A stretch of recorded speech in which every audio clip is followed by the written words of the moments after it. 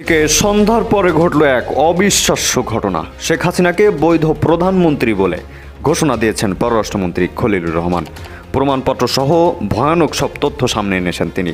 হঠাৎ করেই ফেঁসে যাচ্ছে বিএনপি সরকার। তাহলে কি আন্তর্জাতিক চাপের মুখে সত্য বলতে যাচ্ছে পররাষ্ট্রমন্ত্রী খলিলুর রহমান? বিস্তারিত জানাতে ঢাকা মহানগর দায়রা জজ আদালতে আছেন সহকর্মী আসিফ মোহাম্মদ সিয়াম। সরাসরি যাচ্ছি তার কাছে। সিয়াম, হ্যাঁ, আপনারা যেমনটা শুনতেছেন, হঠাৎ করেই সন্ধ্যার পরে পররাষ্ট্রমন্ত্রী খলিলুর রহমান শেখ হাসিনাকে বৈধ প্রধানমন্ত্রী বলে ঘোষণা দিয়েছেন এবং এই ঘোষণার পরপরই রাজধানীর রাজপথ রীতিমতো উত্তাল হয়ে উঠেছে। বিএনপি নেতাকর্মীরা তারেক রহমান এবং খলিলুর রহমানের বিপক্ষে মিছিল নিয়ে নেমেছে, এমনকি আনন্দ মিছিল নিয়ে নেমেছে আওয়ামী লীগ এবং ছাত্রলীগের নেতাকর্মীরা। এবং এই মুহূর্তে সবথেকে বড় সুসংবাদ হচ্ছে শেখ হাসিনা নিজেকে এখনো সাংবিধানিক উপায়ে বাংলাদেশের বৈধ প্রধানমন্ত্রী মনে করছেন, কারণ তিনি কোনো ইস্তফাপত্রে স্বাক্ষর করেননি। খলিলুর রহমান একটি প্রস্তাব দিয়েছে বাংলাদেশ সরকারকে, প্রধানমন্ত্রী তারেক রহমানকে। সেটা হলো এই আগামী সংসদ অধিবেশনে আওয়ামী লীগের উপর থেকে যেন নিষেধাজ্ঞা তুলে নেওয়া হয়, তা না হলে বাংলাদেশ ঝামেলায় পড়বে জাতিসংঘে। বিশ্বস্ত সূত্রে খবরটা পেলাম যে আগামী সংসদ অধিবেশনে আওয়ামী লীগের উপর থেকে নিষেধাজ্ঞা উঠে যাওয়ার সম্ভাবনা অনেক বেশি। আওয়ামী লীগের নিষেধাজ্ঞা প্রত্যাহার করা হবে কি হবে না, আওয়ামী লীগের নিষেধাজ্ঞা কিভাবে প্রত্যাহার করা হবে, কখন প্রত্যাহার করা হবে, এটা নিয়ে তারেক রহমানের চামচা জায়েদুর রহমান তোকে ভাবতে হবে না। তুই কে? তোকে ভাবতে হবে। আওয়ামী লীগ নির্বাচনে অংশ নেবে, স্থানীয় সরকার নির্বাচনে আওয়ামী লীগের প্রার্থীরা অংশ নেবে এবং আওয়ামী লীগের নামে অংশ নেবে, পারলে ঠেকাস। দর্শক, এতক্ষণ দেখছিলেন কাটসাট কিছু ভিডিও শিরোনামের অংশ। এবার আপনাদের একটু বিস্তারিত জানিয়ে দেব। আমি বলতে পারি এটা বা আজকের সংবাদটি এই বছরের সবথেকে বড় ব্রেকিং নিউজ। দর্শক, সত্য কখনো চাপা থাকে না, অর্থাৎ একসময় না একসময় ফাঁস হবেই।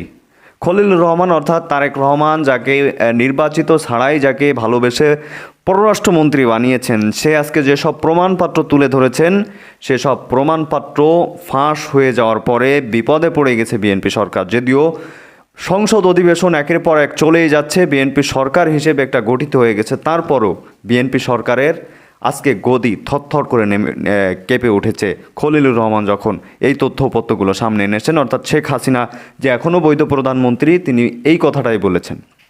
দর্শক, কথা বাড়াচ্ছি না, তিনি কি বলেছেন একটু আমরা বিস্তারিত বিজ্ঞ জ্ঞানী গুণী মানুষের মুখ থেকে শুনে আসি। আশা করি সঙ্গেই থাকবেন এবং এ বিষয়ে আপনাদের মতামতটি জানাবেন। তো দর্শক, চলুন একটা লাইক দিয়ে চ্যানেলটি সাবস্ক্রাইব করে একটা কমেন্ট করে চলুন বিস্তারিত দেখে আসি। আশা করি শেষ পর্যন্ত থাকবেন।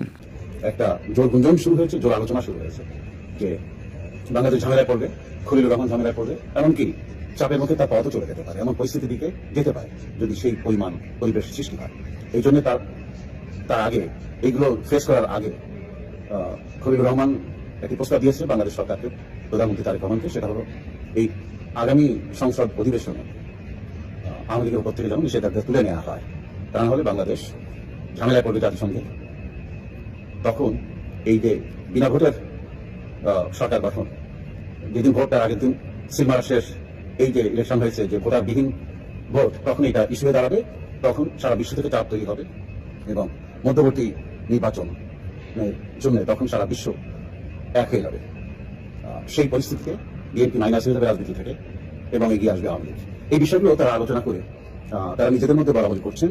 একটা বিশ্বস্ত সূত্রে খবরটা পেলাম যে আগামী সংসদ অধিবেশনে আওয়ামী লীগের উপর থেকে নিষেধাজ্ঞা উঠে যাওয়ার সম্ভাবনা অনেক বেশি। সরকার সেই চিন্তাই করছে। এই বিষয়টা এখন দেখার বিষয়। এই বিষয়টা অনেকটা আমাদের নেতা কর্মীরা জেনে ফেলেছেন, হাইকমান্ড থেকে অনেকভাবে ইনফরমেশন তো পান। আমার মনে হয় সেই কারণেই আমাদের নেতা কর্মীদের মধ্যে যে উচ্ছ্বাস তৈরি হয়েছে, যেভাবে তারা মাঠে নামছে, যেভাবে স্লোগান দিচ্ছে, যেভাবে বিভিন্ন জেলায় তারা নেমে আসছে, এমনকি ঢাকাতেও তারা বড় বড় মিছিল করছেন আমাদের নেতা কর্মীরা জীবনের উপর ঝুঁকি নিয়ে, এমনকি আওয়ামী লীগের অফিস পর্যন্ত তারা দখল দিয়েছেন। কতক্ষণ দখল দিয়ে রাখতে পেরেছেন সেই হিসাব পরে জানা যাবে কয়েকদিন যাওয়ার পরে। কিন্তু শত শত কর্মী তারা দলের কার্যালয়ে ঘেরাও করেছেন এবং তাদেরকে দেখে এখানে যারা ছিল সব পাঠিয়েছে। আপনারা বিভিন্ন জেলায় দেখছেন কিভাবে আওয়ামী লীগের নেতা কর্মীরা বেরিয়ে আসছে। নোয়াখালীতে কিভাবে হলো, চট্টগ্রামে কি অবস্থা হলো, ব্রাহ্মণবাড়িয়ায় কি অবস্থা হলো, ফরিদপুরে কি অবস্থা হলো, সিলেটে কি অবস্থা হলো, আপনারা সব দেখছেন।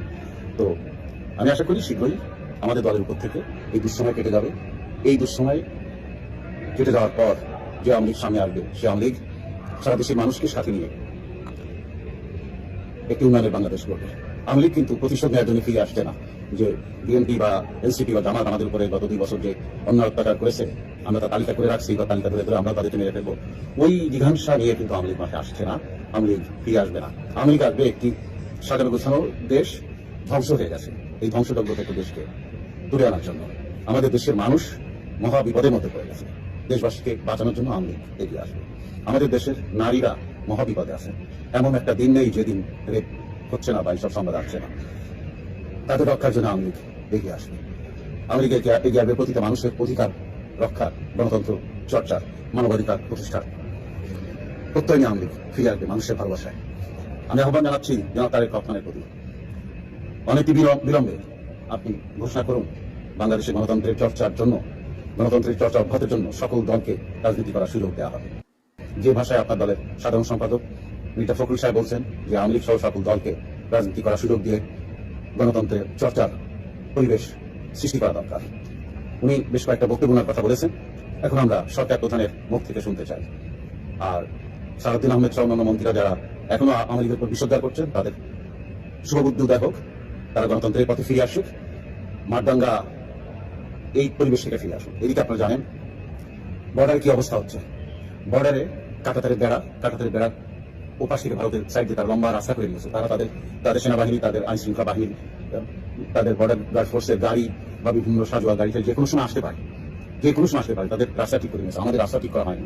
এই জন্য তারা যখন এসে গাড়িতে করে এসে যখনই দেখছে যে পয়েন্টে আমাদের লোক নেই, ওই পয়েন্টে গেট দিয়ে কিছু লোককে ঢুকিয়ে দিয়ে তারা বন্ধ করে চলে যাচ্ছে।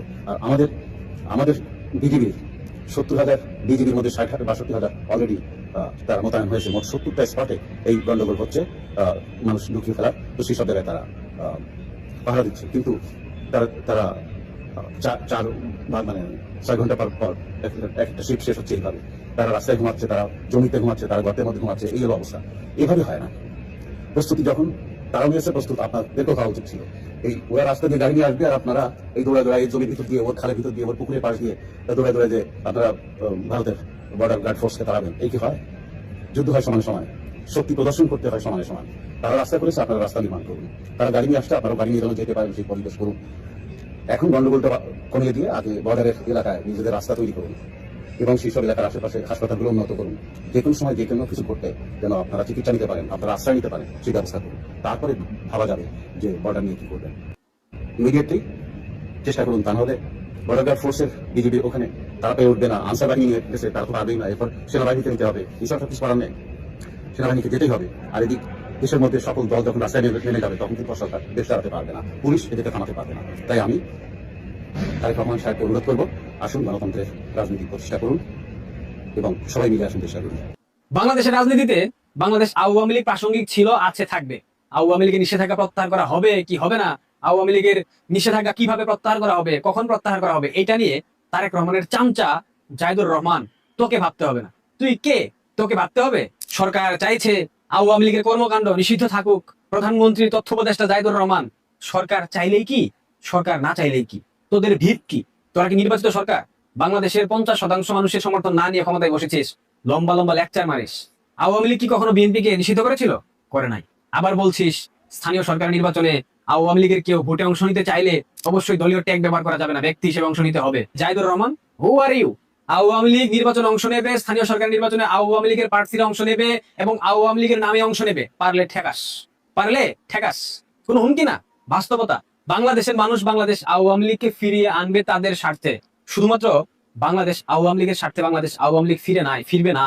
বাংলাদেশের মানুষকে রক্ষা করতে, বাংলাদেশের মানুষকে নতুন ভাবে বাঁচতে শেখানোর জন্য বাংলাদেশ আওয়ামী লীগ ফিরে আসবে।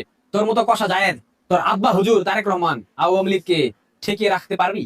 তোকে তুমি বলাটাও বিবেকে বাধে, আপনি বলা তো অনেক পরের কথা। তোর কোনো ক্যারেক্টার আছে? তোর কোনো চরিত্র আছে? তুই মানুষের পর্যায়ে পড়িস? মানুষের বডি শেমিং করা ঠিক না। তুই নিজেকে আয়নার সামনে দাঁড়িয়ে বলিস তো, ভাবিস তো তুই কে, তোর যোগ্যতা কতখানি। এতদিন নীতি বাক্য বলেছিস, এতদিন নীতি কথা বলেছিস, কিন্তু ক্ষমতায় বসার পর তোর সেই নীতি বাক্য পশ্চাৎ দেশ দিয়ে বের হয়ে গেছে।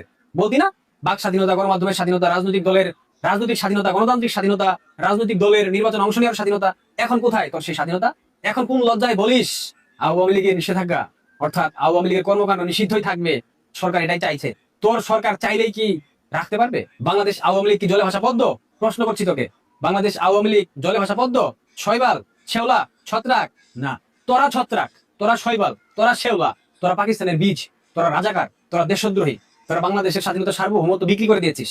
তোরা পশ্চিমা দালাল, তোরা পশ্চিমা প্রভুদের কাছে প্রতিনিয়ত মাথা নিচু করে দাঁড়িয়ে থাকিস। বাংলাদেশের মানুষ কি বুঝে না? বাংলাদেশের মানুষ কি দেখে না?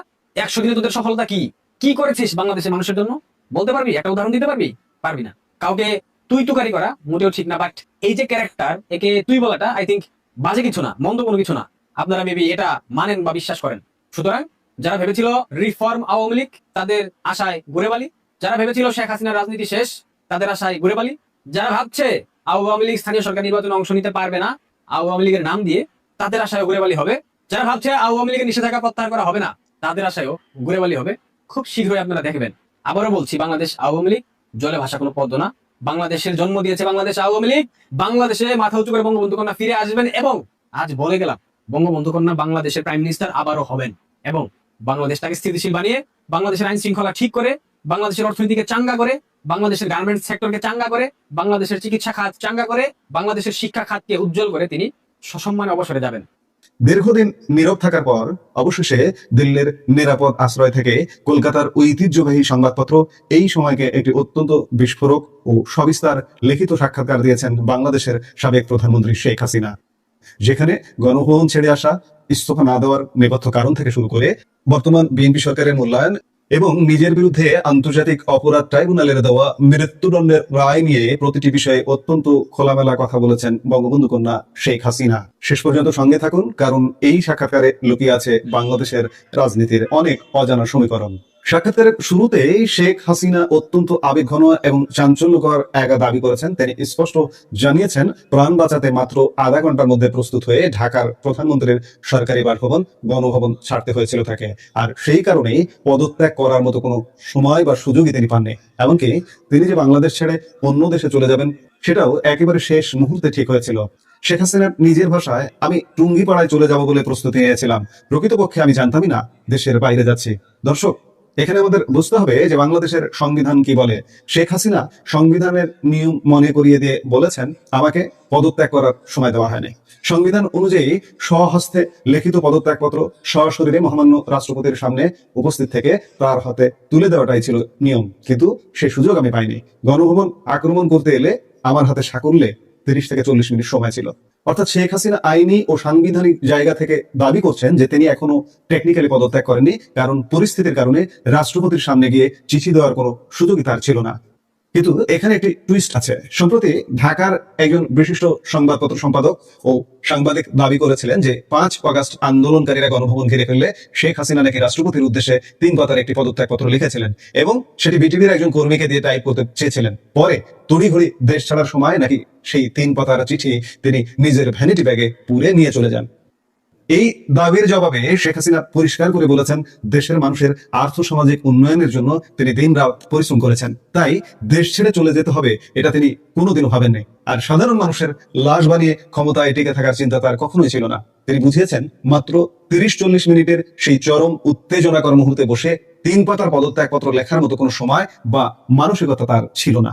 যে সম্পাদক এই কথাটি বলেছেন, এর সাথে আমি একটু যুক্ত করি যে কঠিন মুহূর্ত 3 পাতার পদত্যাগপত্র লিখেছেন শেখ হাসিনা, এবং সেটি নাকি টাইপ করবেন বিটিভির এক কর্মীকে দিয়ে। তার দপ্তরের কোনো কর্মী নেই। আসলে এইগুলো আমরা গত 2 বছর যাবৎ মিথ্যা বানোয়ার গাল গল্প গণমাধ্যমের সামনে এসে যে তো দর্শক, দেখছিলেন খুব গুরুত্বপূর্ণ প্রতিবেদন। এতক্ষণ আমাদের সাথে থাকার জন্য, দেখার জন্য সবাইকে ধন্যবাদ জানাচ্ছি। ধন্যবাদ জানাচ্ছি আপনাকে, এতক্ষণ আমাদের সাথে ছিলেন। দর্শক, এখন এই বিষয়ে আপনাদের মতামতকে একটু কমেন্টে জানাবেন। আশা করি সম্পূর্ণ নিউজ এবং সম্পূর্ণ প্রতিবেদন দেখেছেন। তাহলে এখন এ বিষয়ে আপনাদের মতামত জানতে চাইব। আর হ্যাঁ, পরবর্তীতে থেকে গুরুত্বপূর্ণ কিছু নিউজ আসতেছে, যেটা এই ভিডিওতে আপনাদের দেখানোর কথা ছিল, তবে সময় সংক্ষেপের কারণে দেখাতে পারিনি, এজন্য ক্ষমা চেয়ে নিচ্ছি। তো সেগুলো আরও গুরুত্বপূর্ণ, সেগুলো দেখতে অবশ্যই চ্যানেলটি সাবস্ক্রাইব করে রাখুন এবং পাশে রাখা বেল আইকনটি অবশ্যই বাজিয়ে দিন। তো দর্শক, একটি কমেন্ট করে সামাজিক কাজে লেগে পড়ুন। সেই সামাজিক কাজটা হলো ভিডিওটি শেয়ার করে দিন। তো দর্শক, ভালো থাকুন, সুস্থ থাকুন, দেখা হচ্ছে খুব দ্রুত। আল্লাহ হাফেজ।